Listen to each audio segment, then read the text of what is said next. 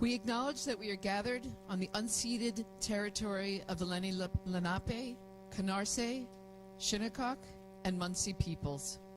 We acknowledge the many indigenous nations with ties to this land, and we recognize that the Lenape still call Mannahatta and Brooklyn home. Today's speakers will address the work of the 400 Years of Inequality movement and coalition. We welcome, where are they? Tim Nottage. Tim, you want to wave for us? Jackie Castaneda and Adita Nair, along with Dr. Mindy T. Fullilove. Many of you are familiar with Dr. Fullilove and perhaps even use her written work in your courses or in your personal growth, and that's wonderful. What's really wonderful is the work of this coalition and movement that has brought together quite a number of people who are participating. Today we're privileged to have three folks in addition to Mindy. Tim Nottage is an urbanist and designer with a focus on environmental justice, public space, and storytelling, but has a background as a scenic designer, theater artist, and a fabricator, which I think is a wonderful thing for a storyteller. And I once had an HR staff. One person's last name was Ransom, and the other person's last name was Severance. And when I asked them about it, they said, I never noticed. Jackie Castaneda, Brooklyn-based creative urbanist, passion-focused on designing strategies and projects with an integrated approach, and has co-founded CITAD, do you say CITAD? CITAD, a design collective that aims to improve urban experiences for everyone. We also have with us Adita Nair. Adita, you want to wave? Hello. Community architect and urbanist, passionate about housing rights and access in low-income neighborhoods, rental laws, housing policy, and regulations. I think it's really important to know what people are passionate about. I'm also going to share some credential information, but I think we get to know each other best when we find out what it is each of us is passionate about. Dr. Fullilove is a board-certified psychiatrist, sorry about that, who explores the ties between environment and mental health. She received her bachelor's degree from Bryn Mawr and her MS and MD degrees from Columbia University, the other doctor in the house. Mindy Thompson Fullilove, MD, has also been awarded honorary doctorates from Chatham College and from Bank Street College of Education. Dedicated to the psychology of place, Mindy's research started in 1986 when she linked the AIDS epidemic with place of residence and continues to focus on health problems caused by inequality. She is extraordinary in her ability not only to conduct research, but to communicate the imperative of her findings. How many people in your life are dedicated to identifying, naming, and organizing change where the sources and consequences of inequality have persisted and wreaked havoc? That's quite a load to shoulder. We appreciate the work they've done. For the past 30 years, Mindy has been investigating how broken connections between different sections of cities harm public health and explores ways to reconnect them. Now a professor of urban policy and health at the New School, Mindy Fullilove previously taught at Columbia University and previously at Parsons. She's published numerous articles and 6 books, including Urban Alchemy, Restoring Joy in America's Sorted Out Cities, Root Shock, How Tearing Up City Neighborhoods Hurts America and What We Can Do About It, all for sale outside on the book tables, and House of Joshua, Meditations on Family and Place. There is a statement in the bioinfo that says, we know now that inequality is a threat to health and democracy, and I think when we talk to our ancestors, they knew that in organic ways. We're living in an era where evidence and data matters greatly, but what it matters more is making sure the stories of people who have endured that truth are having their stories told. I give you our plenary.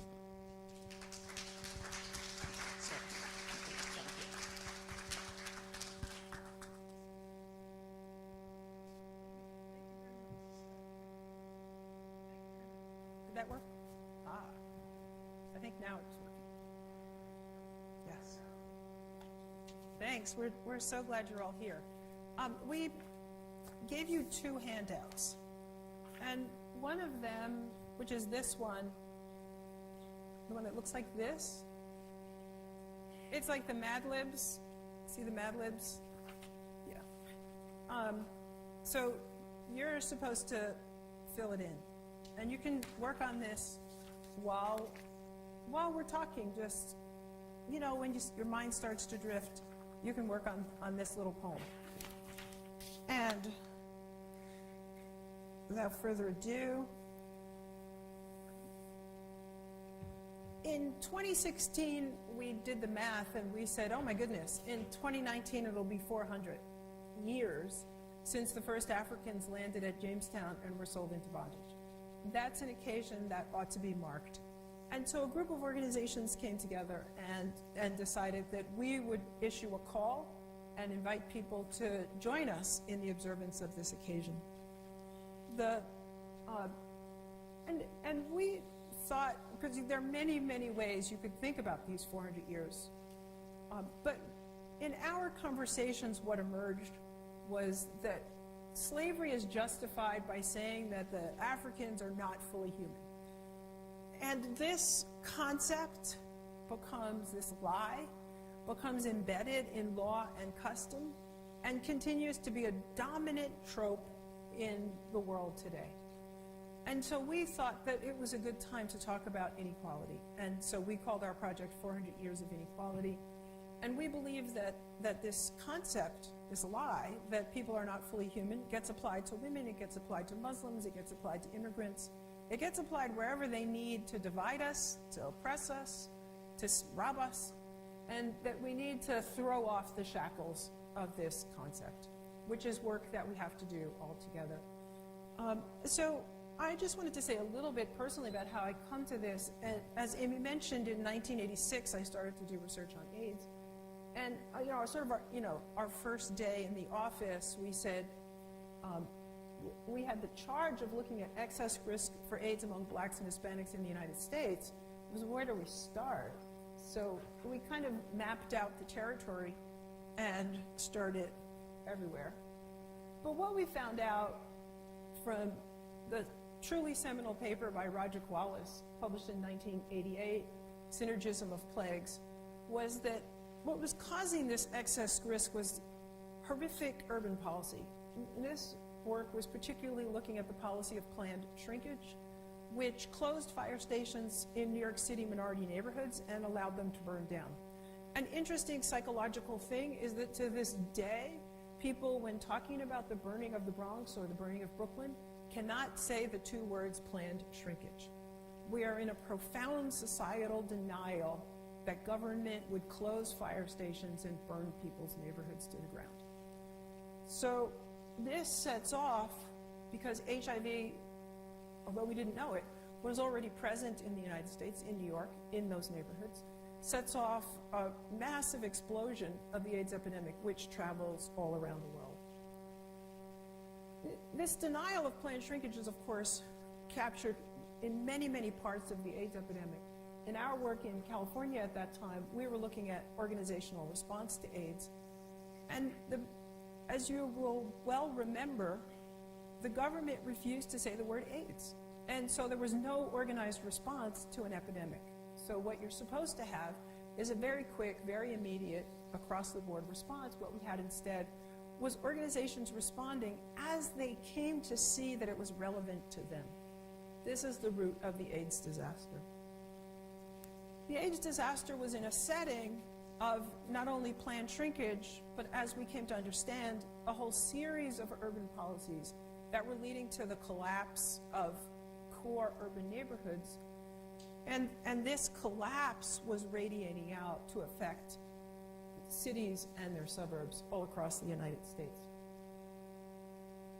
In sum, we came to see that this kind of racism and classism had taken on different forms. Certainly slavery, followed by Jim Crow, but then this form that we've called root shock, this serial forced displacement, tearing apart people's neighborhoods, where we find ourselves today, certainly powered by gentrification, powered by technology, empowered by attacks on immigrants and many other people. Anniversaries, we believe, have a role to play in trying to begin to conceptualize things differently, understand what's going on. And this is an observation we made when we did a project after 9/11 called NYC Recovers. Our project tackled, and in fact, two of my colleagues from those days, David Chapin and Hirofumi Minami, are here today. Thank you so much. It's great to do that work with you. One part of the project was to look at how should people handle the anniversary. The first anniversary of 9/11 was very difficult for people. It was like the terror would come back. And so we did all these things, and I just want to point out that it's a little faded in this light, but none of the buildings in our logo. So an artist who was displaced from her office drew this for us. So she was sort of in the epicenter of the attack, her workplace. And so out of her feelings of displacement, she drew this logo, and none of the buildings touched the ground. Notice that after a year of this work and dealing with the anniversary, people have figured out how to get the buildings to touch the ground. I thought it was quite remarkable, honestly.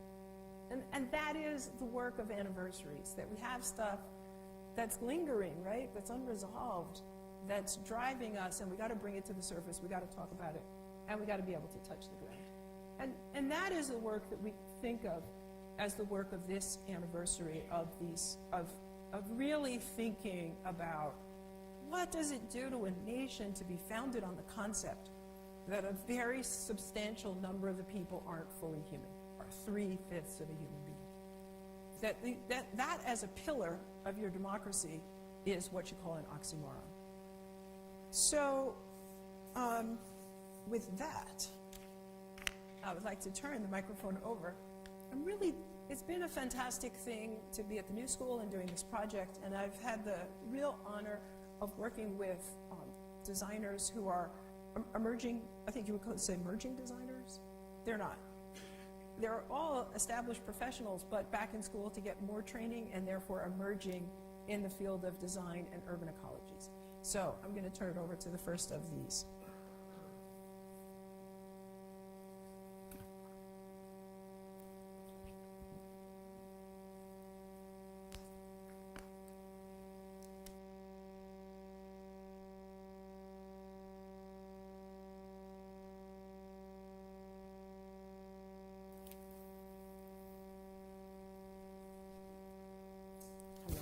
Yeah, that's good.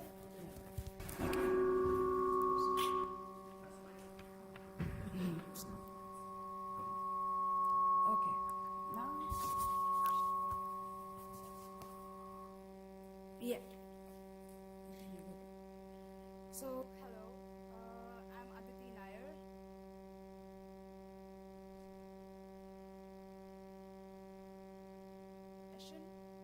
And I'm pursuing my master's in design and urban ecologies at Parsons. I have practiced in some of the most poverty-stricken regions of India. As a community architect, my practice continuously is jarred by the social inequalities we operate within. This is a picture of my city, Mumbai, where 60% of the population live without a house and forcefully coexist with some of the most privileged populations of India.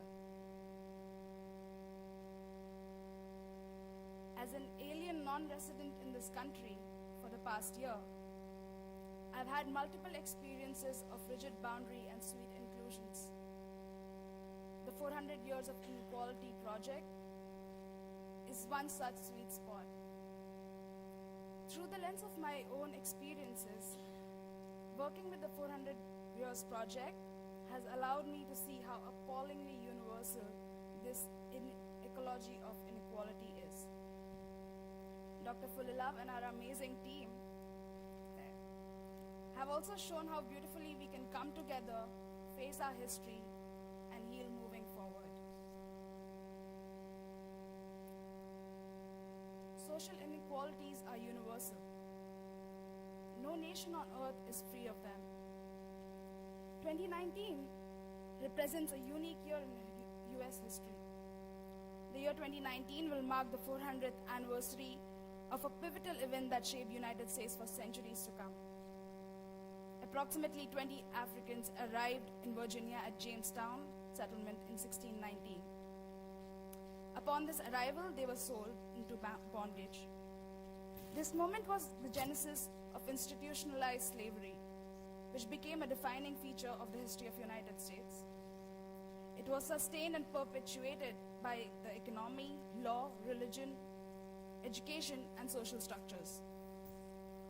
The injustice that was committed at Jamestown 400 years ago embedded itself into every aspect of North American society and all lived experiences hence. It has evolved into what we call the ecology of inequality, in which we live today. The 400 Years of Inequality project works to issue and amplify a call for observance of the 400th anniversary of Jamestown. This is a call to build a radically different future. This is the work of unmaking and remaking our world. We do this to denounce structures of inequality. We do this to foreground our fundamental and unconditional equality. We remember. And in doing so, we refuse to participate in and produce structures of dehumanization, exploitation, oppression, and iniquity. We do this by putting out a call. We listen for responses, and we provide tools to hold place-based observances. So what is a call? A call is both straightforward and complex. There are calls for attending, there are calls for joy, calls for suffering. Institutions might call us to attention or for prayer. Our call can be any of these. It is open-ended. It does not have a determined script. It is a non-prescriptive invitation for a non-linear process. Yet nobody does the same thing at the same time. Different situations demand different actions. We are inviting creative place-based actions that tell the story of how different sites, neighborhoods, regions hold this history of inequality while striving for a truly loving communities of care and freedom. This is what you have in your hands, the call. You can also visit our website to read a complete downloadable version of the call.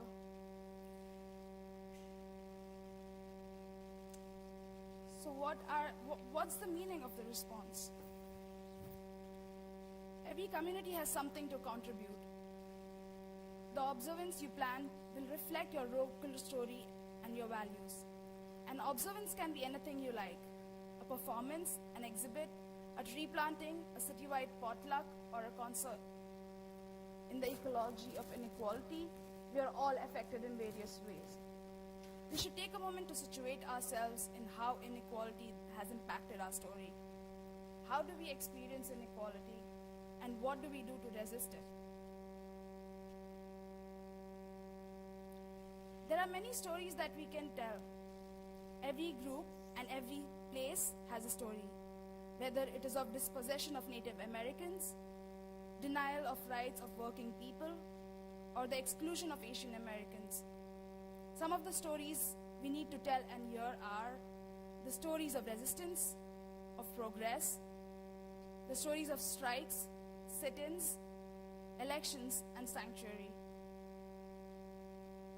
Here are some of the responses that we received over the course of 2 years. I'm going to pick 2 of those stories and tell you about them. In France, the city of Nantes has acknowledged its participation in the slave trade, including by installing a remarkable memorial to the abolition of slavery and focusing the city's museums on telling this horrendous story. Millions of people now visit Nantes to become acquainted with the story. In March 2018, several organizers of 400 Years of Inequality project went to Nantes. And what did we learn? Nantes told its own story. The city shared that it was the leading French principal port in the slave trade, outfitting expeditions that went to Africa to trade cloth and other items in exchange for human beings, then went to the Americas to sell those people into slavery. The names of these ships and the dates they sailed are represented in the public space. Standing in the port of Nantes and reimagining those ships evoked another era and the ways in which making money trumped human rights. Nantes presented the artifacts of the trade, which depicted the ships and their cargo, not as abolitionist propaganda, but as owners' documentation of their cargo. The artifacts give a much deeper understanding of this global effort. Another example we have here is a World Fellowship Center in New Hampshire, which conducted a research on local legends Limbo, a slave who lived to be 90, and Molly Orchid. This is Limbo's gravesite, where locals have leave seashells. This is when the New School hosted the 400 Years of Inequality Symposium. And here we read excerpts from Howard Zun's Voices of People's History. I'm just going to play this for y'all. Like Mindy said, I am a writer here at the University for Marketing. And I thought about what I wanted to read, and I figured what would be appropriate is just the opening passage, which is by Frederick Douglass. And it goes as follows. Can you speak up? Yes. Okay. It's by Frederick Douglass, the passage. If there is no struggle, there is no progress. This struggle may be a moral one, or it may be a physical one, and may be both moral and physical, but it must be a struggle. Power concedes nothing without a demand. It never did, and it never will. Find out just what any people will quietly submit to, and you have found out the exact measure of injustice and wrong which will be imposed upon them. And these will continue until they are resisted with either words or blows or with both.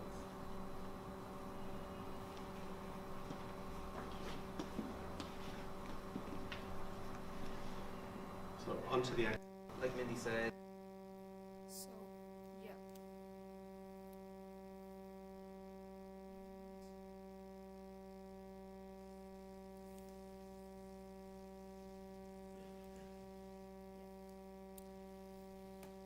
So moving on, we look at how do we then find our stories and the stories that we are located in. Anthropologist Claude Levi-Strauss famously said, "I am the place in which something has occurred." We hope that these exercises and examples help you learn more about the history within the history of the place you live in. To map out meaningful stories within this ecology of inequality, we must learn to listen to the stories around us and the stories within us. In doing so, we see the many ways of our inner and outer worlds are connected and co-created. Inequality works to erase people's stories. So telling and listening to each other, talk about our lives and the places we come from can be a radical act. These activities help you explore and share your own half-told stories. Thank you.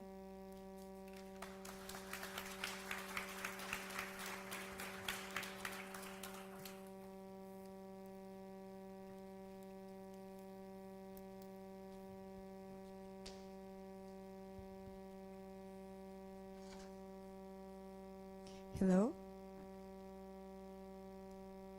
Well, I want to thank Aditi for this nice introduction, and also Mindy for inviting us to be part of this lecture or conference. My name is Jacqueline Castañeda. I was born in California, but my parents decided to move right away to Mexico again, so I was raised basically over there. I have an academic background in architecture, but I consider myself an urbanist. I work back in Mexico for the Mobility Institute of my city, and also I was part of the first public space of the state. Mexico is a really challenging place to have a practice, an urban practice. As we all know, Mexico has a long history of inequality, of extraction, of violence. It's like a 500 years history to be exact. But I have been working in bringing or promoting spatial justice through my practice, and I'm also an urban farmer here in Brooklyn. That's my picture over there. I'm in my second year of my master's degree of design and urban ecologies at the New School, where I work with Professor Mindy Folilov as a research assistant for the 400 Years Project. And in this first year, I realized that what I was doing in my professional career is to actually interrupt the ecology, trying to interrupt the ecology of inequality which we live in. So that's me. I want to talk about this timeline. We don't have it printed, but when we have it printed, it's a really beautiful piece of design. First of all, I want to say that the timeline went through a really deep process of research and reflection of stories and history. It's the anchor point and it's the launch point for the 400 Years of Inequality project. It's part of the call. So the timeline was created by students of the class 400 Years of Inequality, led by the Professor Mindy Folilov. This class was in 2017 in the spring and fall, and it is based in a close reading of the Howard Zinn's book, People's History of the United States. And this timeline analyzes 4 different histories and their intersections. So it analyzes the African American history, the Native American history, the working people's history, and the woman's history. The purpose was to visualize the ecology of inequality, to situate its stories in time and space, in specific neighborhoods, laws, events, moments, and making the connections between these different stories. Here it is. Okay, there is a zoom over there of the same image. So here is an image of this timeline that was on the development process. This is a picture of the 2017 symposium, and we can see here people that is actually, interacting and reflecting of this timeline. So here it is. So the timeline went through a great number of iterations and graphic changes. This last version that we have right now was designed by Tim, our manager right now. So I want to acknowledge him and thank him for this great design. And the most exciting part of the timeline is that when we start to interact with it, we all start to remember, and we all start to see that all stories are intersected. Like there are different stories. So saying that, we also have been working in designing more resources and tools to share and support people to place their observances, to organize and to think about their stories. We have the timeline, we have the 2 starter kits, we have a massive online open course, we have our website, social media, we have been designing some workshops also. I want to talk about the starter kit. The starter kit one introduced to the 400 Years of Inequality project and offers many ways to engage with the project and with history. It provides us with resources to start organizing and plan an observance. We can find in it steps for hosting conversations and guide reflections, advice for building a team and planning, and suggestions for different readings. We can also find in it some educational resources, like, again, the timeline, posters, videos, videos like the one that Aditi showed previously. The starter kit 2 focus on how to host a place-based observance and provide with some tools for that process. It provides activities that will help us to investigate our local history, to practice listening, to connect the place where we live, and to explore our own stories. It provides us with ideas, questions, and tips to consider to prepare a place-based observance. So our massive open online course, I always say the words in not the correct order. It is going to be launched in Juneteenth, so if you're interested, you can register also. It is designed in partnership with the New School, the University of Orange, the U.S. Department of Arts and Culture, and 1DC. And it's 4 modules that will help us to understand the project and to learn about commemorative justice, place-based observance, organizing, and how to build our people's platform. Also, we have, I think one of the strongest tools that we have right now is the website also. It's a tool for people's observance. This is the last version that was launched this last December in 2018, but it's an ongoing project. We have improved it and shaped it accordingly to the needs of the project and the needs of the message we want to communicate. And we can find also our resources here. Where is the? Here we have all our the resources that can be downloads and like products, and also if you want to contact us or talk to us, like it's a way that you can contact us here. We have also our Action Network map. It is a platform that empowers individuals and groups to organize, and in this platform is where we are mapping people's observance around the country and around the world.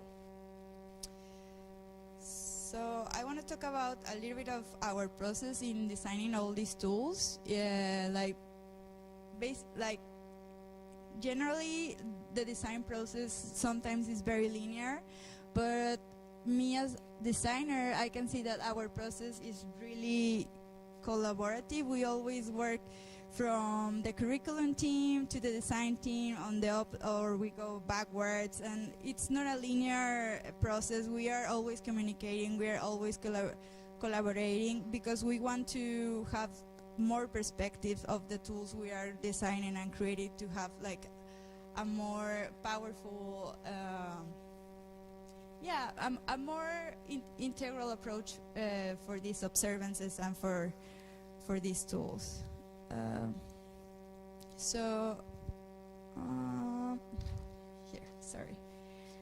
So I think one of the strengths and beauty of this project is the wide range of practices within the different teams and the organizing committee. We have public health researchers, we have musicians, we have visual artists, designers, writers, planners, architects.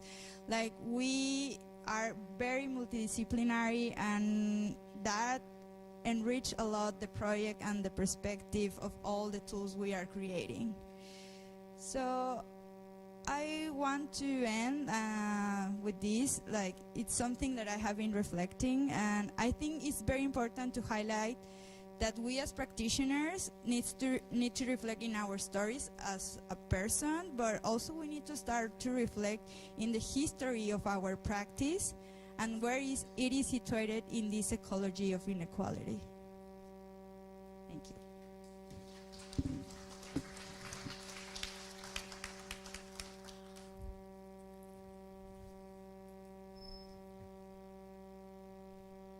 It helps if I turn it on. Can you hear me okay? Great. Thank you so much, Jackie and Aditi and Mindy, for taking us through the project.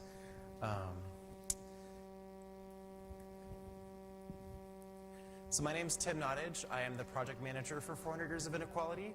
I graduated last year with my master's from Theories of Urban Practice, which is the sister program to Design of Urban Ecologies.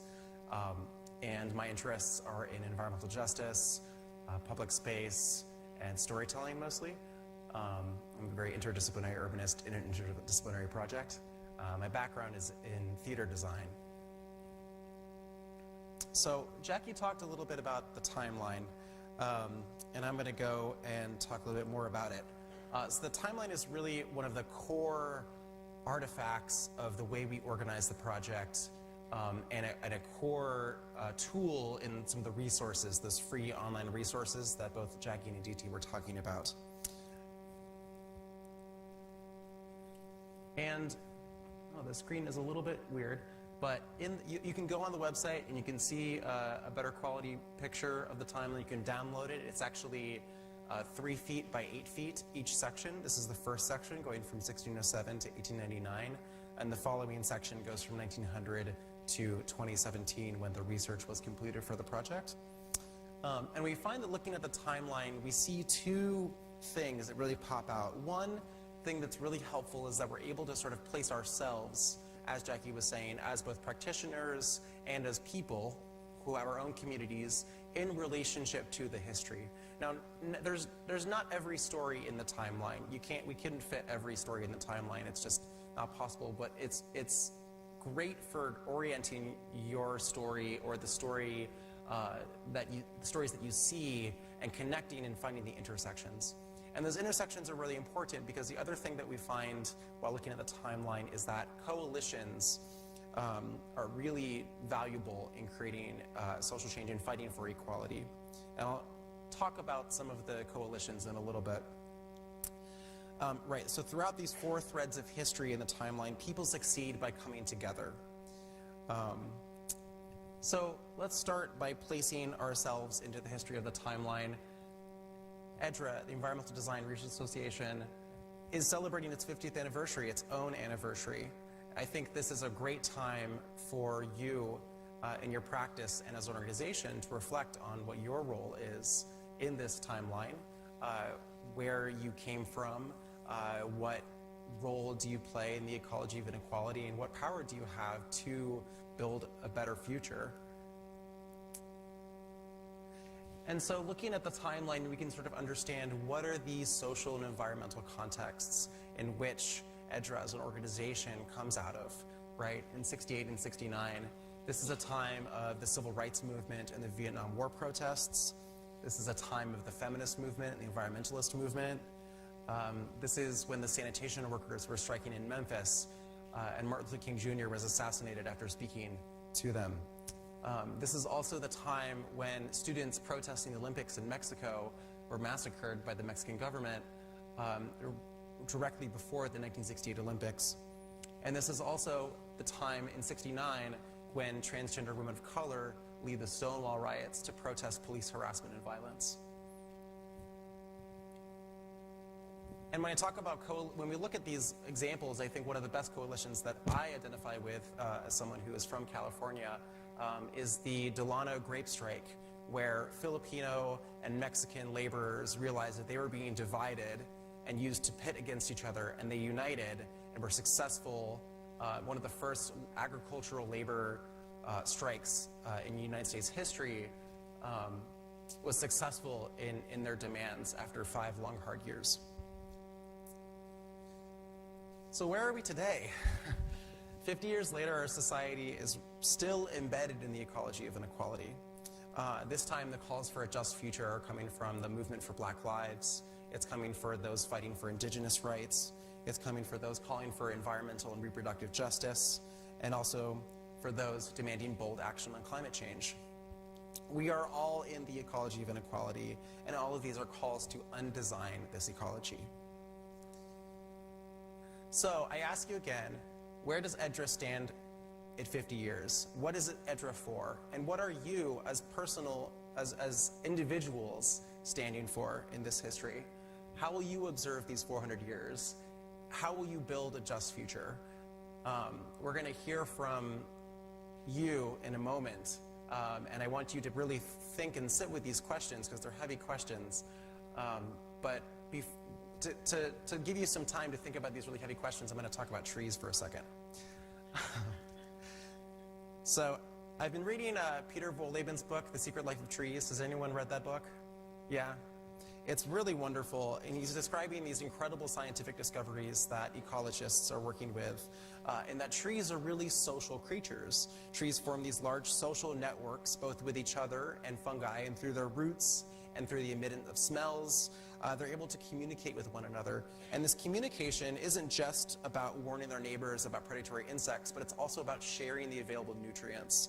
And it's about working together to create the ideal environment for every tree's survival. Through working together, through sharing the sunlight and the water in an efficient way, they create this cool, moist microclimate of the forest in which each tree has the optimal conditions to live. When a tree's roots are damaged, it's cut off. It can't communicate or collaborate with its other tree, with its neighbors. It becomes vulnerable. When a tree is isolated, it loses all of its best advantages and disadvantages. And when trees like this become isolated, they fall and they open up tears in the fabric of the forest that allow heat and wind to enter into it. In Dr. Fulov's book, Root Shock, she creates the analogy that displacement of humans from their neighborhoods, displacement, isolation, and disinvestment tears at the social fabric and it makes us weaker by allowing us we're not able to work together, right?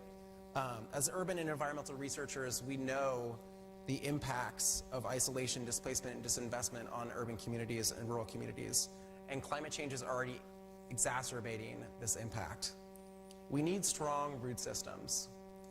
We need systems that support those of us in need because we recognize that we are all in this together. So how do we do that? We start, we think, at 400 years by reflecting and telling the stories that have only been half told. We start with listening and reflection practices that think back to our ancestors 7 generations prior and think about the world that we want to build 7 generations in the future. So we've been doing that. We've been holding workshops, we've been creating these free resources and finding that, especially when people are able to tell the history of their own stories in their own places, every place has many stories. Now, to help people find their stories, we've provided you with this handout. We've also released the starter kit and the timeline, all the resources that my other colleagues have already told you about, so I won't go into detail, and are continuing to hold workshops throughout the summer that ask people to reflect on their own local stories. So one last time I ask you, what is Edra's place in these 400 years of inequality, and how will you observe this anniversary to build a just future? Thank you so much.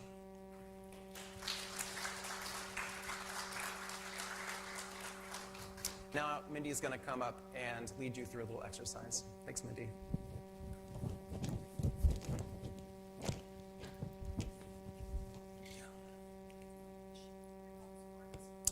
Yeah, if you didn't receive a handout, please raise your hand and we'll come by and bring you one. So we handed these out. The great designer Edward Tufte, Edward Tufte, he always said, give people a handout and let them write on it. He said people can't focus on what you're saying the whole time. So perhaps we'd like all of you to, we're just going to give you a couple minutes to fill out this Mad Libs poem. Okay, great. And then perhaps we would like to have a few of you read what you've written. Have some of you done it already? Are you ready to? No. Maybe you did, but you just don't want to say, because then I'll call on you. That could be it, right?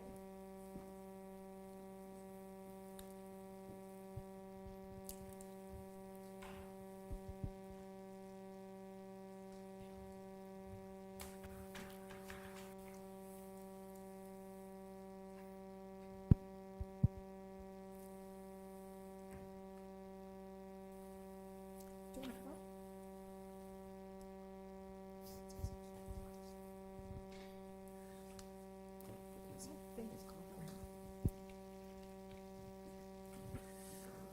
No.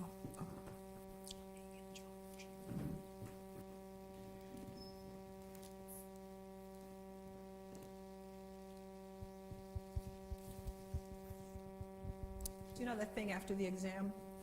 When you're done, put your pencils down and look at me. You were kind of looking at me. Are you done? Awesome. Ready to read? Awesome. Good. We'll just give everybody else another minute.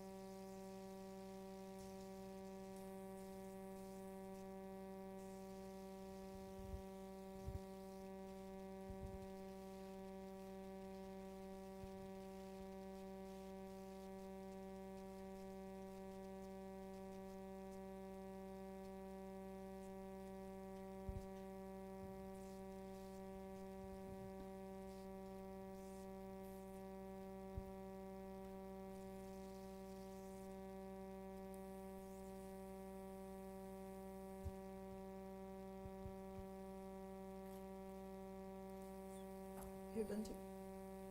Awesome.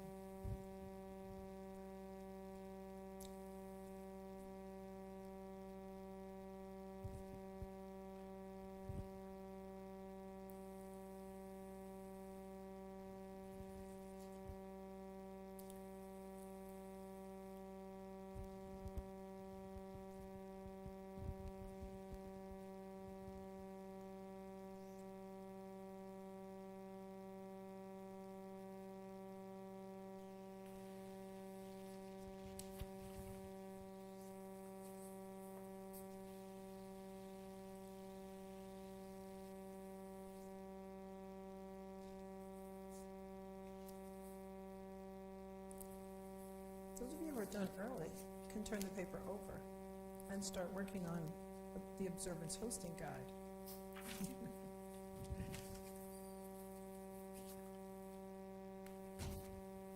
All right, one more minute.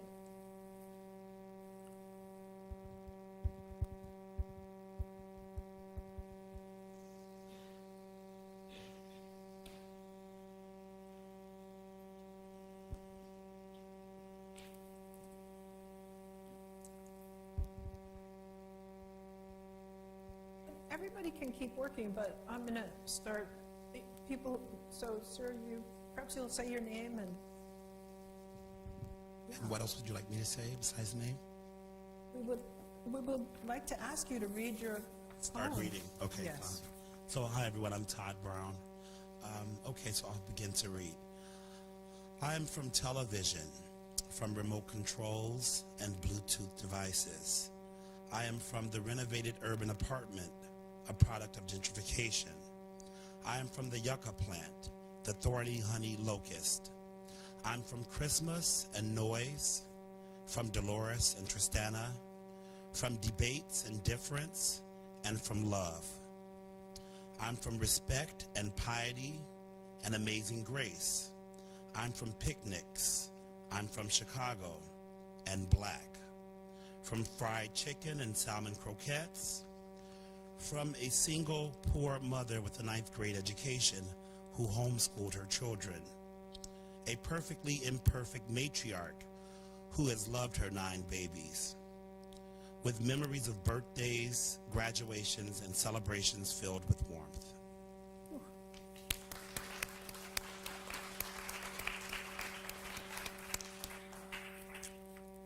You were finished also. How would you feel about reading? We don't want anybody to feel pressure, but if you're feeling it, we would love to hear it. Okay, great. I am from the table, from gardens and light. I am from big, airy old wood. I am from lindens and mycelium, whose long limbs and stems I remember as if they were my own. I am from a singing family and good food, from ancestors and children. I'm from shared meals and quiet walks. I'm from birthday parties. I'm from the creek and responsibility, and I'm my own grandpa singing. I'm from walking in the woods. I'm from Maryland, of German ancestry and fried chicken and fresh vegetables. I'm from my father's early death by asbestos.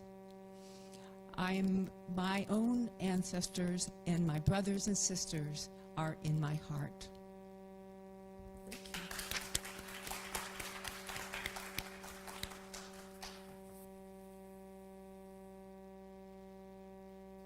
Who else is feeling it?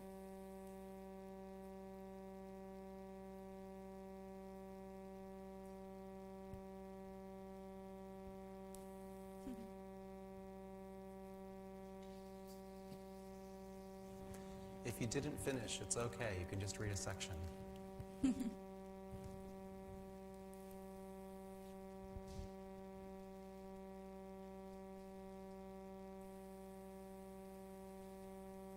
While everybody's thinking and finishing, we can also open up to questions and comments and observations that you have.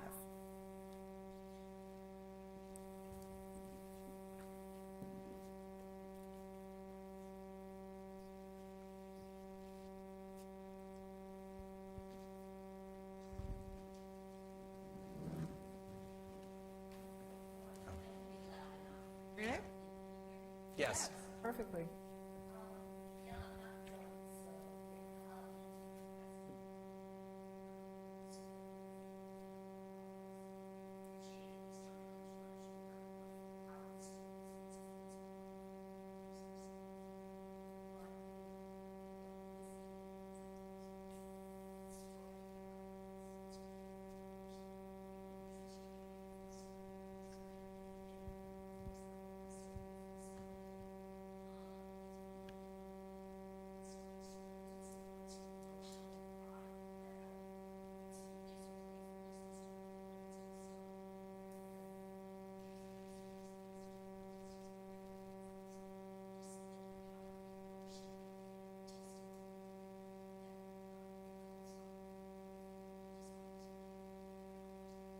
Thank you so much.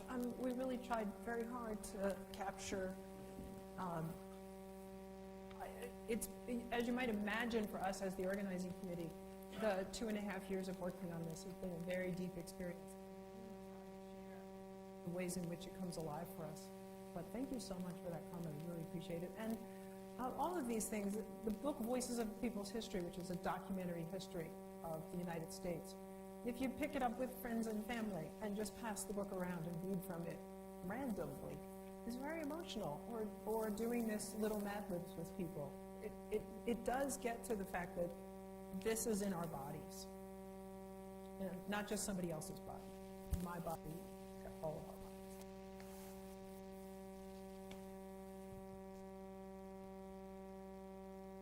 Yeah.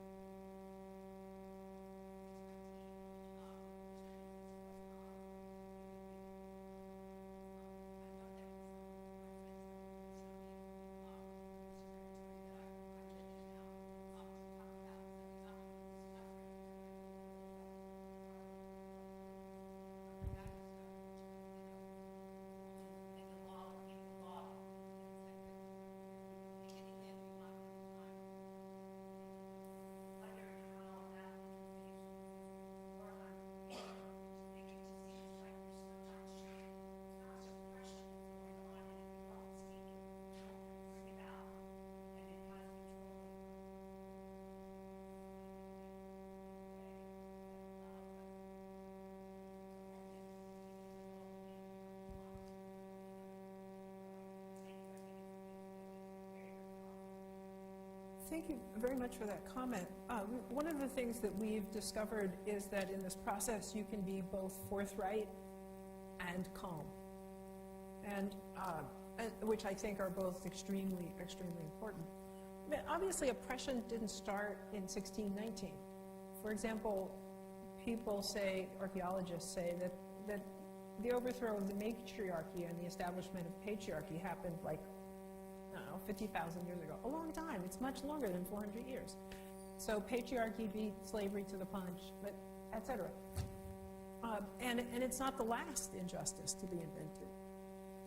But, so it's sort of like, well, what is the point of picking this moment in time? And so one of the things that we think is the answer to that is what we've tried to share with you today, is that tell the story of your place. Because the story of your place has your time, whatever that is.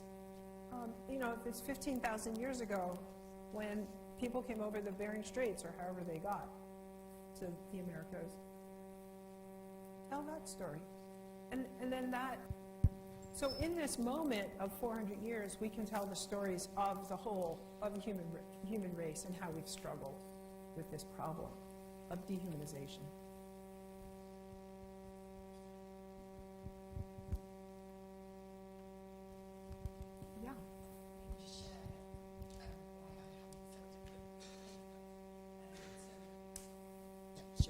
Can you hear me?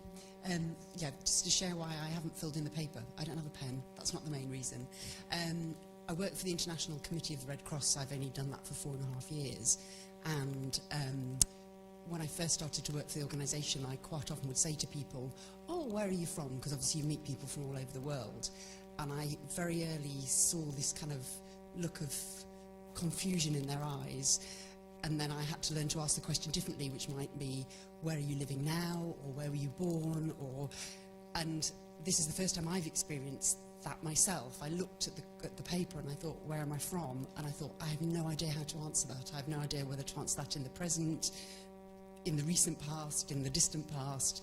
So I'm still struggling with how to answer it. So it's a really interesting exercise from that perspective as well.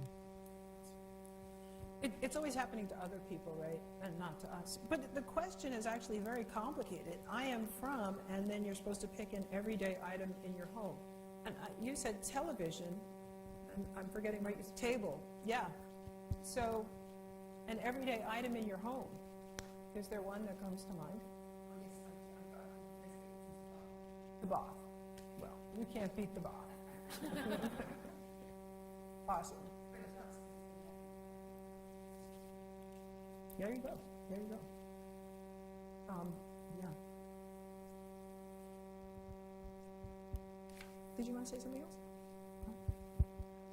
I was just challenged by your question about the observance of a just future. Cheryl. And what I work on right now very much is climate justice, because it's so unjust in so many different dimensions. And yet, it seems like that we need some way of together being able to talk about it. It's like we keep trying to solve it, or ignoring it, depending upon who you are, and that doesn't allow us to come together to both share our grief at what's happened, unintended consequences of what we thought was okay and that it wasn't okay, and now that we're going to have to deal with those consequences in some way. And how do we allow ourselves to literally come together and to share the grief, but also to feel the power of the actions that we might take on behalf of ourselves and all the other species on this earth? And this idea of an observance just struck me as being so critical to figure out, how do we make a commitment to the future and to each other in the process of moving forward that we're going to be having to do. And I wondered if you've been thinking at that level, when you talk about observance, are you talking about the future in this new world that we've actually constructed, and how are we going to be able to bring a just transition about, not just a transition, but a just transition to a new way and a new world that hopefully is not embedded in the kind of injustice that has brought us to this point? Do you have some answers, thoughts? Sure do. We're full of answers. Should we start with Jackie? Yeah, well, actually we were talking about, before the panel, and Mindy has a great answer, just express, what is the future you want to see, or what is the future you're looking for. So for me, it's through my practice, I'm trying to work for spatial justice and to bring all these tools, and to have a more just world.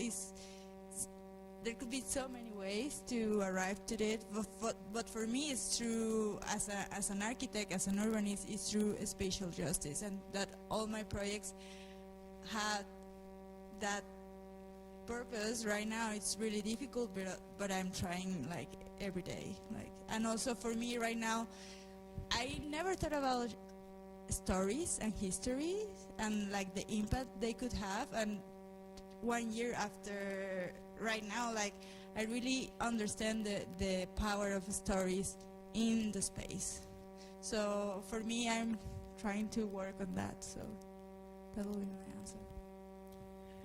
Yeah, it's an interesting question. I think a lot about how hosting an observance and telling stories is a way of being in right relationship with each other and with the land.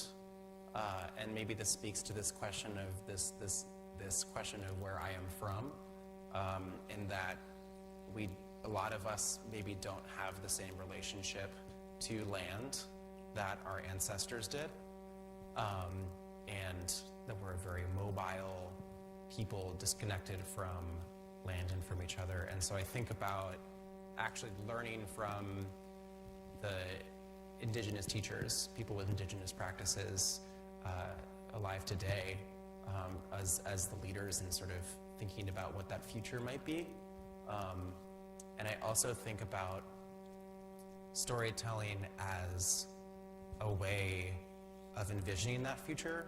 I'm really inspired by the work of Walide Marisha and Adrienne Maree Brown, who created an anthology of science fiction written by people working in social justice movements, in the idea that all work of social justice is speculative fiction, not science fiction, excuse me, in that you are envisioning a world that does not yet exist and bringing it into being. And I think that's really critical in understanding where is the context that we are in before we envision the world that we want to bring into being.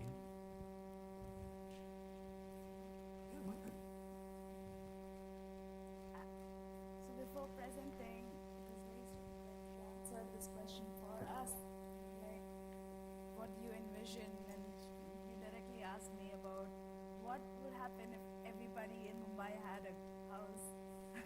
And I was like, yeah, that's what I want, so but thinking about myself as a practitioner who's been in situations where people are not even able to or empowered enough to speak their own stories, I think for me, creating a space like that where everybody can speak and everybody's comfortable to speak their own stories is really, really critical. So I think through our project, a lot of the times I'm thinking, what gives me a platform, myself being a student here, what allows me to speak or what makes me feel good about myself where I'm able to tell my own story? And how would that translate into my practice, where you create a space where people are able to tell their own stories and make them feel comfortable enough to share, so that as practitioners, as designers.